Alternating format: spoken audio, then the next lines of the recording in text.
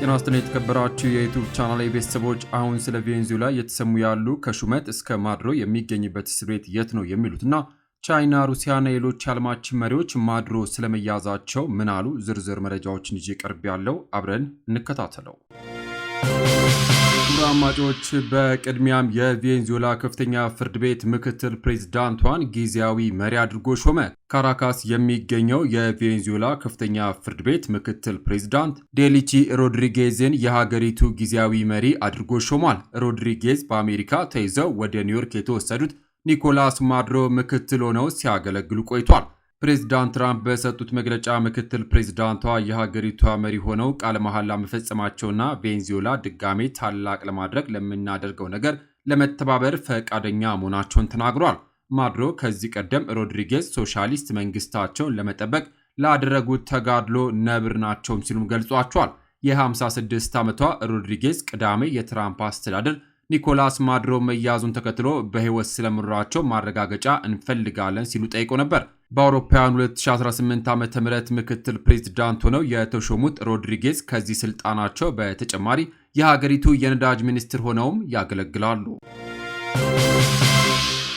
በሌላ ዜና ከሀገራቸው በአሜሪካ ተይዘው ወደ ኒውዮርክ የመጡት የቬኔዙዌላ ፕሬዝዳንት ኒኮላስ ማዱሮና ሚስታቸው ብሩክሊን የሚገኝ እስር ቤት መድረሳቸው ታውቋል። እስር ቤቱ ትልቅ ስም ያላቸው ግለሰቦች የሚገቡበትም ሲሆን ጄለን ማክስዌል እና ፒዲዲ ይጠቀሳሉ። የአሜሪካ መገናኛ ብዙሃንም እንደዘገቡት ማዱሮ ቅዳሜ ከመጡ በኋላ ኒውዮርክ በሚገኘው የአሜሪካ የሕዝብ ቁጥጥር ቢሮ ወይም ደግሞ ዲኤኤ በዝውውርና የጦር መሳሪያ በመያዝ ክስ ተመስርቶባቸዋል።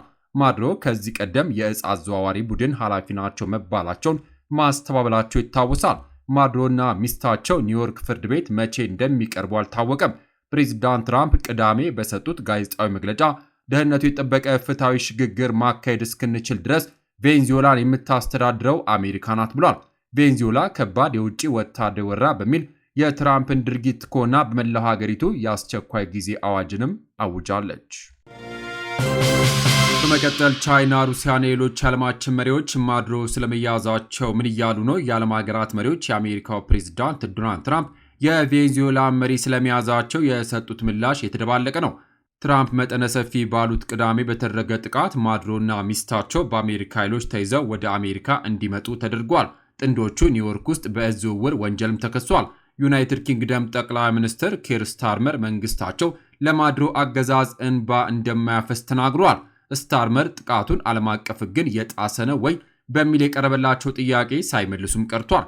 የፈረንሳዊ ፕሬዝዳንት ኢማኑኤል ማክሮን የሽግግር ሂደቱ ሰላማዊና ዲሞክራሲያዊ ሊሆን ይገባል ሲሉ በኤክስ ገጻቸው ላይ ጽፏል።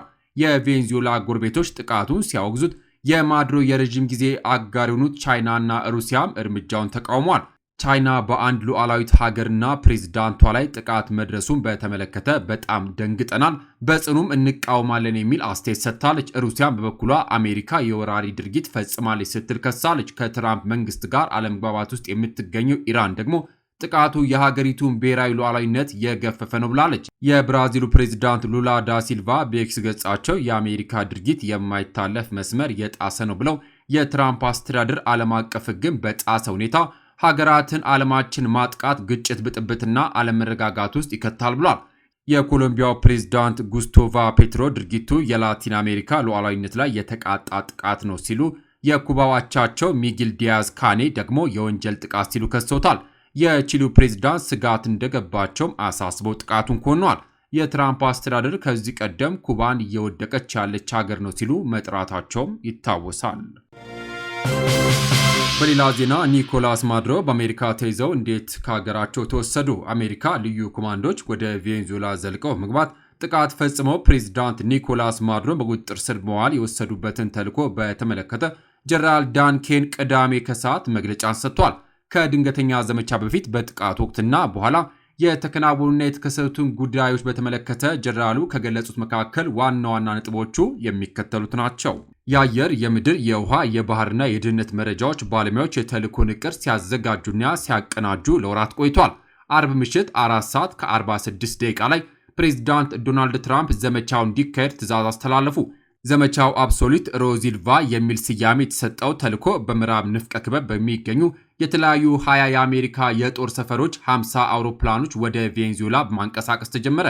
የምድር ኃይልና ሄሊኮፕተሮችን ያካተተ ፕሬዝዳንቱን ነጥሎ የሚይዝ ኃይል ቅዳሜ ሌሊት 7 ሰዓት ላይ ፕሬዝዳንት ኒኮላስ ማዱሮና ሚስታቸው ወደሚኖሩበት ቅጥር ግቢ አቀና። ይህ ኃይል በበርካታ ዘመናዊ ተዋጊ የጦር ጀቶች፣ በቦምብ ጣይ አውሮፕላኖችና በድሮኖች ከፍተኛ ጥበቃ እየተደረገለት ነበር። ሄሊኮፕተሮቹ ላይ ተኩስ ተከፈተባቸው። አንደኛው ቢመታም በዘመቻ ወቅት ግዳጁን ለመፈጸም ከመብረር ያገዱ አልነበረም። ፕሬዝዳንት ኒኮላስ ማዱሮና ባለቤታቸው ከመኖሪያቸው ተይዘው በሄሊኮፕተር ከቬኔዙዌላ እንዲወጡ ከተደረገም በኋላ ከሌሊቱ 9 ሰዓት ከ39 ደቂቃ በአሜሪካ የጦር መርከብ USS አይዋ ጂማ ላይ አረፉ። በሌላ ዜና ቬኔዙዌላውያን ማዱሮ በቁጥጥር ስር ስለመዋላቸው ምን እያሉ ነው? በቬኔዙዌላ ዋና ከተማ ካራካስ ሁኔታዎች መረጋጋት ጀምረዋል። ፕሬዝዳንት ማዱሮ በአሜሪካ ቁጥጥር ስር መዋላቸውን ተከትሎ ተስፋ፣ ፍርሃትና እርግጠኛ አለመሆን አየሩን የሞላ ይመስላል። የካራካስ ነዋሪ ዲና አሜሪካ ማዱሮ ከዚህ ስለነቀለችልን እናመሰግናለን ትላለች። አክላ አሁን ተስፋ እንደሰነቀችም ተናግራለች። ነገር ግን የፖለቲካ ሁኔታው አሁን ውጥረት የተሞላበት ነው። ዲና ትክክለኛ ስሟን መናገር ያልፈለገችውም ለዚህ ነው።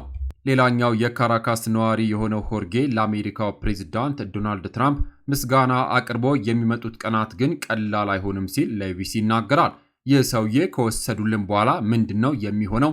ምንም ማረጋገጫ አልሰጡንም። በቀጣይ ቀናት ምን ሊሆን እንደሚችል አናውቅም ይላል። የማዱሮ መንግስት ደጋፊዎች በካራካስ ጎዳናዎች ወጥተው ድምጻቸውን አሰምተዋል። አሜሪካ መሪያቸውን እንድትለቅም ጠይቋል። የአሜሪካ ድርጊት አፈና ሲሉ የገለጹት የማዱሮ ደጋፊ የሆኑት የከተማዋ ከንቲባ ካርመን ሜልዲኔዝ ከሰልፈኞቹ መካከል ነበሩ። የአሜሪካ ኃይል በፕሬዝዳንት ትራምፕ ትዕዛዝ መሰረት የቬኔዙዌላ መሪ በዋና ከተማዋ ካራካስ በቁጥጥር ስር ያዋለው አርብ ለቅዳሜ አጥቢያ ነው።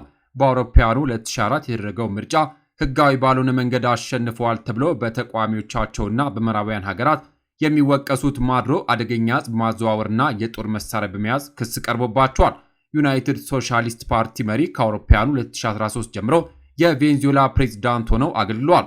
ማዱሮ ወደ ስልጣን ከመጡ በኋላ 8 ሚሊዮን ገደማ ቬኔዙዌላውያን ሀገራቸውን ጥለው እንደወጡ ይገመታል። በአሜሪካና በሌሎች ሀገራት የሚገኙ ቬኔዙዌላውያን የማዱሮ መታሰር ተከትሎ ደስታቸውን ሲገልጹም ታይተዋል። አድማጮች ለሰዓቱ ብታደምጡት ብዬ በቬኔዙዌላ ጉዳይ የወጡት መረጃዎች እነዚህን ይመስሉ ነበረ። ከሰዓታት በኋላ በሌሎች በአዳዲስ መረጃ እስከምንገናኝ በያልንበት የዓለም ዳርቻ ቸር እንቆይ።